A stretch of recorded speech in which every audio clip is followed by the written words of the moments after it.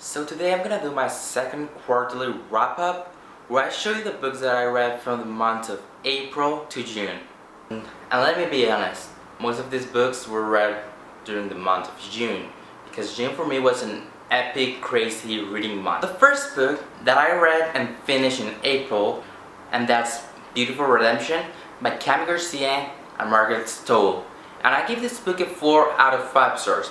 And to be honest, I did enjoy it, and kind of the story and plotline really deviate. I had a little problem with all the big changes that occurred. The Fault in Our Stars by John Green. And this was actually a reread. The movie was coming out and I was too excited and I was just feeling like it was time to read this book. So I really enjoyed it the second time around, and I have all these new tabs. I'm not kidding, this book is just amazing. And I already watched the movie. I watched it on June 2nd. And it was pretty amazing and spectacular, and if you haven't watched the movie, just go ahead to the nearest theater and watch it now because it's so amazing. This book still has its 5 out of 5 stars rating for me. The next book I read was also because of the movie, If I Stay by Gayle Forman. And I really enjoyed this book. I was excited to read this because the trailer looked amazing, and it turned out that it was a great book that it fills you with emotion and feelings, and I gave it a 5 out of 5 stars, and I'm excited to read the next book in the duology where she won, and I'm so excited for the movie that is coming in August. I know we'll be watching the movie right away because this is just a fantastic, phenomenal read. Prodigy by Mary Lou. So yeah, this is the second book in the Legend series. I really enjoyed it, and I even like it more than the first one. It's just like many things are now happening and the plotline intensifies. There are all these big crazy events that I'm not gonna talk about because it can spoil you. So I gave this book a 5 out of 5 stars. I'm so excited for the last one, Champion. This next one is a novella. I'm number 4, The Lost Battle of Forgotten Ones, and I enjoy this book. It gives some of the backstory from the Lorien. It just complements the Lorien Legacy series in a pretty spectacular way. And well, I gave this one a 4 out of 5 stars because I enjoyed reading all this huge backstory, and I really recommend it to go on and grab the Lost Files series if you are reading the Lorien Legacies, because it's just kind of one goes with the other and it's just so amazing. Harry Potter and the Chamber of Secrets by J.K. Rowling. So yeah, I finally read the second book in this series. I know that most people love Harry Potter and they have reread the whole books over and over again, but in my case, this is my first time reading Harry Potter and the Chamber of Secrets. I'm really excited for the next one, The Prisoner of Azkaban. I gave this one a 4 out of 5 stars, and it wasn't because it's bad. Of course it's Harry Potter and Harry Potter is so amazing. It's just that I had trouble reading it because I just took an awkward pause months ago and I didn't continue reading it, but I finally finished it and I really enjoy it. But I probably wasn't in the mood for this book when I picked it up, and that's why I gave it a 4 out of 5 stars. But I don't know if I probably read it someday, it will get a 5 out of 5 star rating, I don't know. Lure by Stephen James, and well, I don't have words to describe how amazing this was. I really enjoyed it, and the plot just has like this very big twist at the end that really surprises you. A kind of a mystery thriller, contemporary YA. I don't know how to describe it because there's kind of high school drama involved, but there's all this like messy ghost stuff going on and around the plot. This was pretty original, the plotline and everything that happened, just like something I had never read. And well, of course I gave this one a 5 out of 5 stars because I really enjoyed reading this. It was so quick and fast paced, and the characters were so great and amazingly developed. Every Day by David Leviathan. This book I wanted to read since it was published, but that didn't happen. I remember that once I found it in a bookstore for $5.99, this beautiful hardcover in mint condition, so I just picked it up with no question, and I really enjoyed the plot. It wasn't what I was expecting.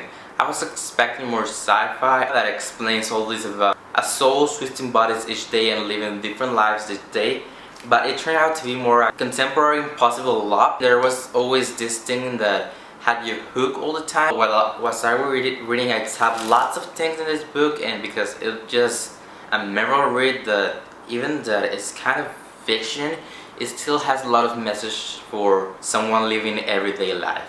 And well, I gave this one 5 out of 5 stars. I'm looking forward to read more David Leviathan in the future. The next one I read was a graphic novel, and that was The Walking Dead, Dead Gone By.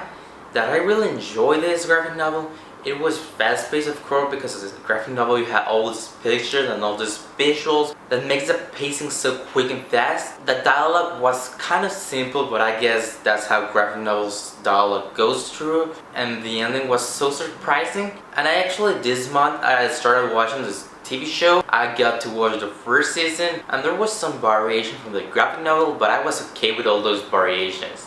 I gave The Walking Dead Days Gone By a 5 out of 5 stars. Introduced you to all this zombie world, and the characters were amazing. So with this next book, I finished all my John Green novels, except Will Grayson the Will Grayson, but that's this co-writing with David Leviathan. I finished all John Green's standalone novels. An Abundance of Catherine by John Green. I enjoyed this book. It was so amazing and it was intriguing in many ways. But the only problem that it has is that it has too many mathematical explanations for love and all this, why there are so many Catherines that our main character is falling in love and he's trying to decipher this formula to calculate how much a relationship will last. So I enjoy it. It was a road trip book. It was kind of a summery read because it happens along the summer. I did like this book, but there was all these mathematical explanations that I didn't quite understand. So at the end I gave this a 4 out of 5 stars. It's a great John Green read. So the next one I read was Bond Tricks by James H. Jr. and I really enjoyed this one. I make a full review of this one, so I'm not gonna talk deeply about this one. Just to say that it's an independent author and this novel was pretty fantastic and I gave it a 5 out of 5 stars. And if you want to know more about this book, please click my Kindle over here so you'll be directed to the review. I also will leave links of the review below so you can check it out. And yeah, I really enjoyed this. The Pictures of Dorian Gray by Oscar Wilde. I enjoyed this classic novel. It wasn't what I was expecting quite. I was expecting more like a mystery thriller. That it just has mystery in this book, but it's kind of also a contemporary drama. And it's a classic novel, so the writing kind of sometimes becomes tedious.